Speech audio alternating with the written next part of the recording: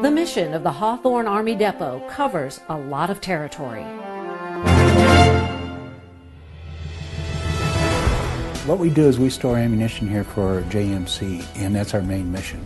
We have 7.6 million square feet inside storage space for explosives here. We have about 350,000 short tons of conventional ammunition stored here. We also have about 5,000 short tons of mercury stored on the depot. There's 14 buildings that we retrofitted to house mercury. It's pretty much forever storage here. And another thing is, I think, the security of it here in one location instead of spread throughout the east down coast area. Storage is the mainstay of the Hawthorne Army Depot mission, but the demilitarization and disposal of obsolete and surplus ammunition is an increasingly important task.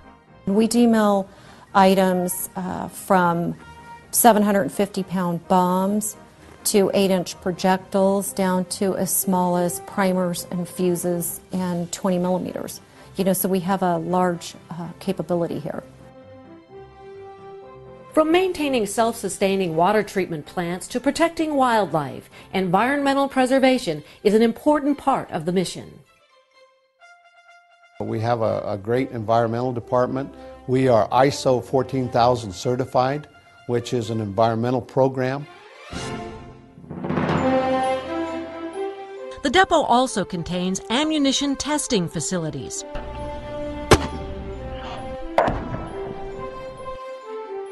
The Hawthorne Army Depot maintains superb working partnerships with a variety of other agencies.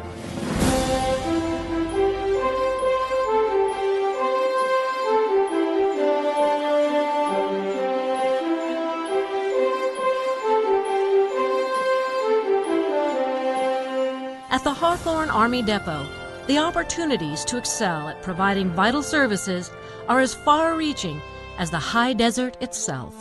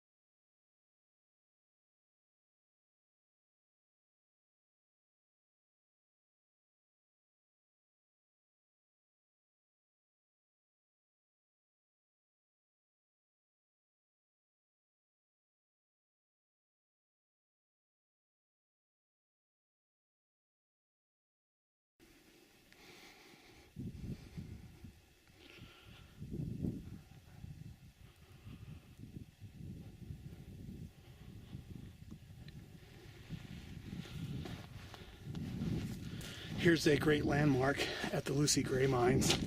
This old truck.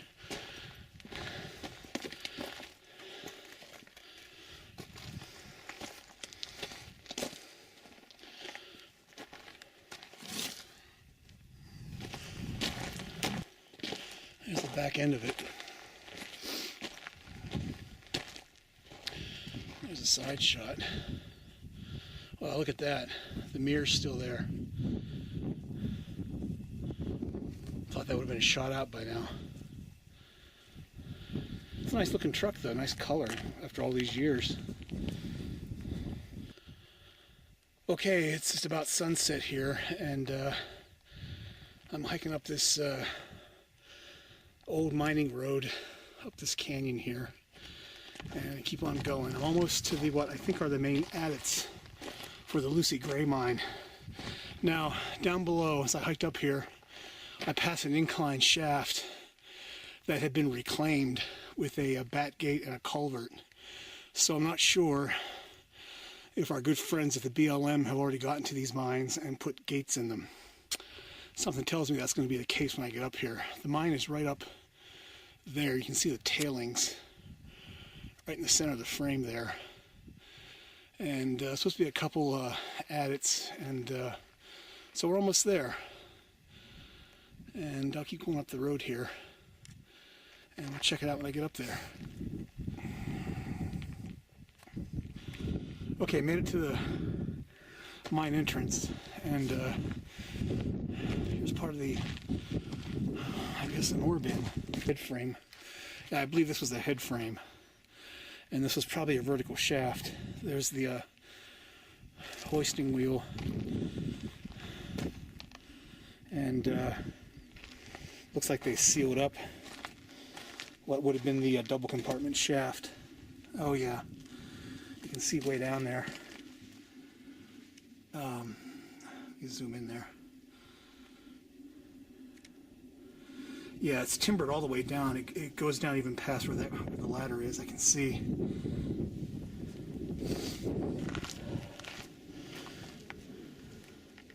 Oh, here we go.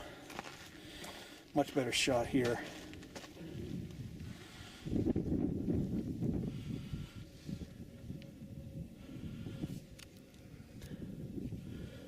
Okay, that's looking down the, this would have been the side the ore cart came up on. And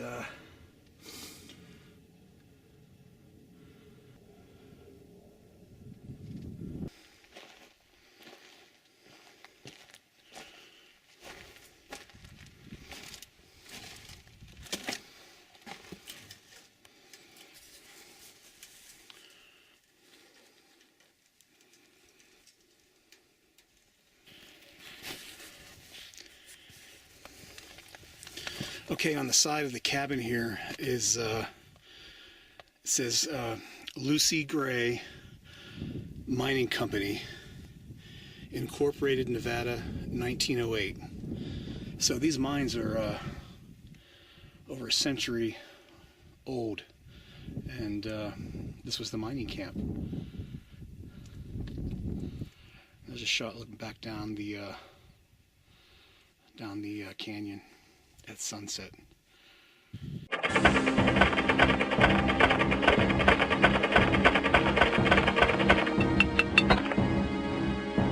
Could be water at the bottom of the shaft, which presents the possibility of a drowning happening. Even if you survive the fall, you may not be able to get out of the water at the bottom of a shaft.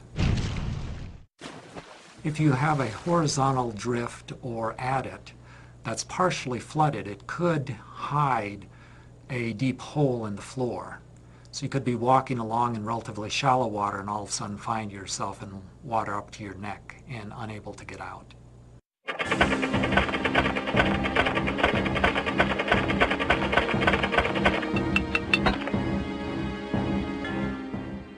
You have to assume that they're not at all usable. And if you go down a ladder, it may be the upper part of the ladder is pretty good and you get down 30 or 40 feet and then all of a sudden the steps start breaking out from underneath of you.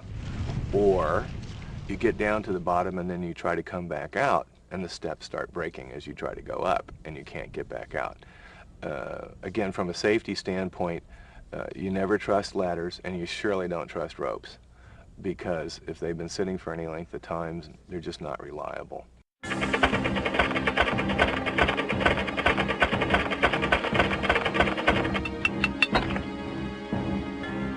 Well, they didn't protect those winzes oftentimes. Somebody walks in an abandoned mine, they're typically looking up at the back or the rib. Most of the deaths that we have in abandoned mines are from people walking in, looking at the back or the rib, and falling to their death down a winze.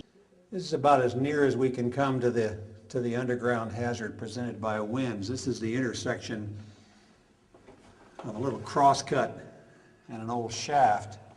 Nothing to indicate that this drop-off is here. You were going along there looking at the light, looking at that face, and we're paying attention. You'd be 30 feet down there in that water.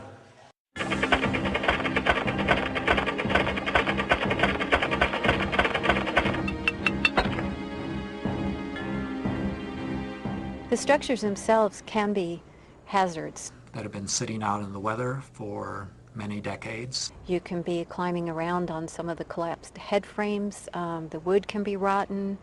You can climb around on some of the frames around the mines themselves, and they can look very secure, but they can collapse at any time. These decay and become weaker over time, could collapse under the additional weight of a person attempting to climb onto these structures. Well, there's a risk anytime you're around an abandoned mine, such as roof collapsing on you, because they use dynamite and that cracked the rock. And the miners put up posts to hold that roof up. But over the time that the mine is abandoned, those posts tend to rot. And that roof will fall down someday and kill whoever's underneath it, if it's a human being or whether it's a chipmunk.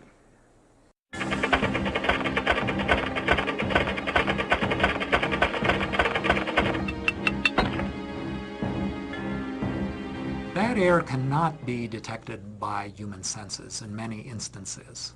Many poisonous gases cannot be smelled. First symptoms of oxygen deprivation is you lose your common sense. And by the time that somebody would be aware that something is wrong, you pass out, your head goes right down into very low oxygen, and you're dead. A lot of deaths in abandoned mines happen because of low oxygen situations.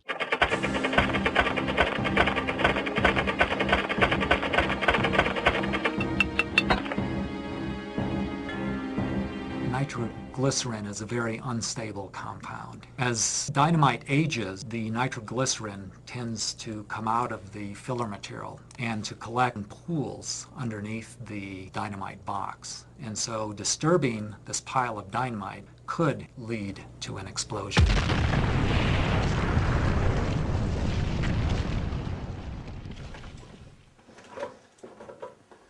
There's something you don't like to find. There's a whole box of old dynamite. Judging from the cardboard container, I'd guess that was from the 1950s. Good possibility that that dynamite is still highly explosive. Very, very dangerous underground hazard. That's something you don't want to fool with. There certainly are explosives that you can run across. The ones that actually scare me the worst are the ones that you can't see, and those are the blasting caps, which are little thin cylinders. And if you don't know what they are and you step on one, it might very well go off. A blasting cap 1.5 inches long and 1/4 inch in diameter is enough to blow your hand completely off. There are people that go on abandoned mines that don't have any knowledge about old explosives would pick up a blasting cap as a curiosity item, perhaps drop it in a pocket, and wind up with serious injury or death. That's happened a lot of times.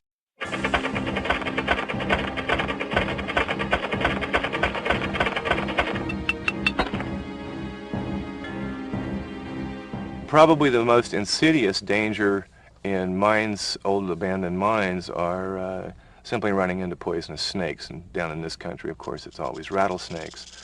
In the summertime in particular, as it gets really hot and the snakes get uncomfortable, they'll move into shaded areas, which can be tunnels or small holes in the ground that are on the mining sites. And so if you're not paying attention as you go into a tunnel or you're going into some sort of an open mining feature, but one that has shade in it, the next thing you'll know you can get into poisonous snakes.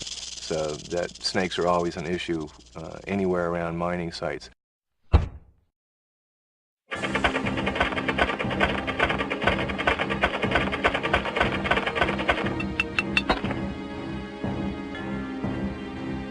Well, getting lost is a possibility. Light is a critical thing. Simple tasks like moving 25 feet become incredibly complex. Now, oftentimes what will happen is when you lose light underground, you panic.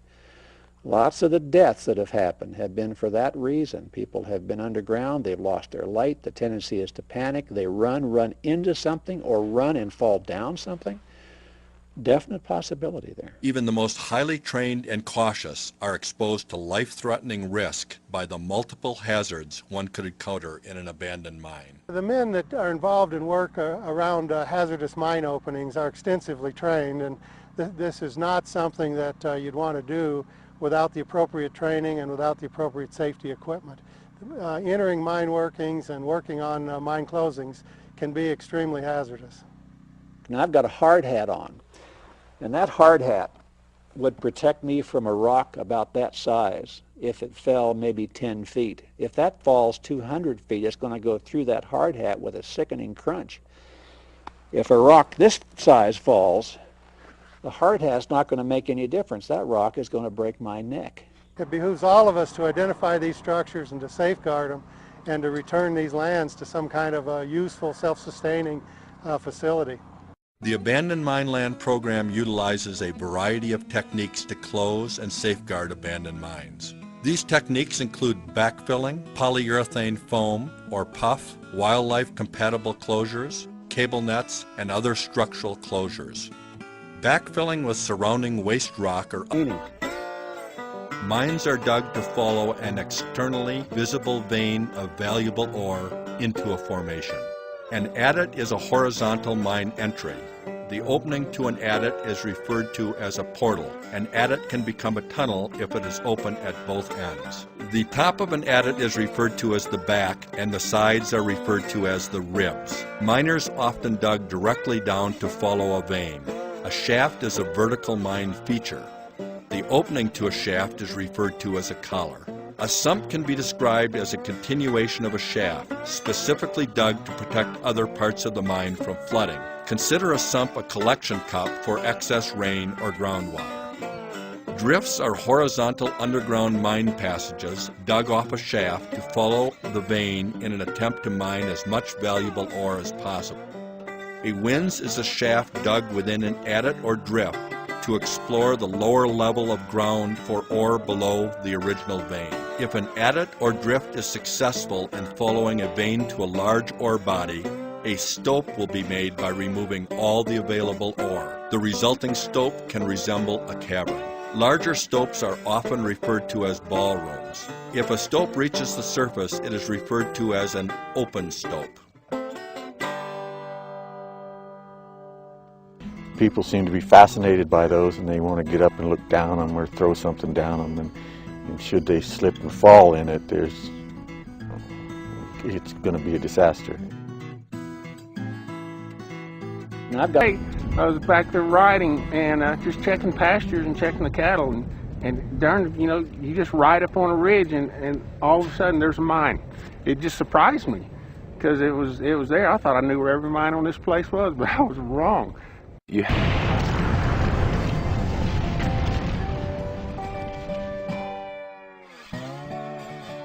Can be traps for the unwary and the unprepared.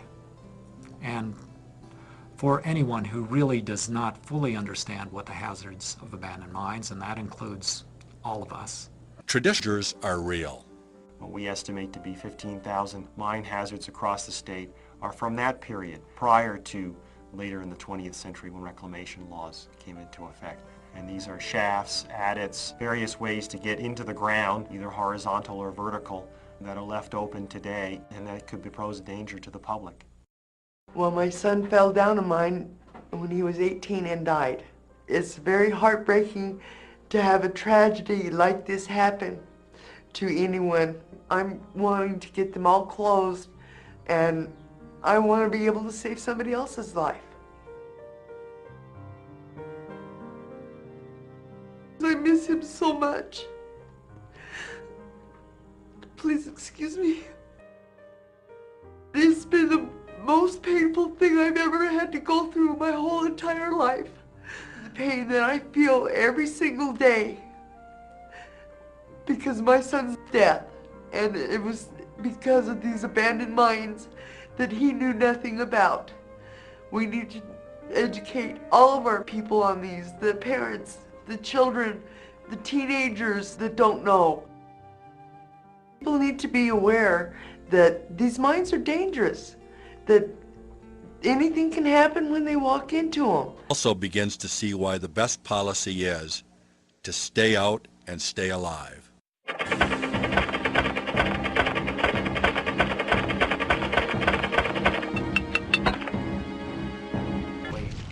As a person approaches the edge of the shaft opening. There's some really dangerous openings.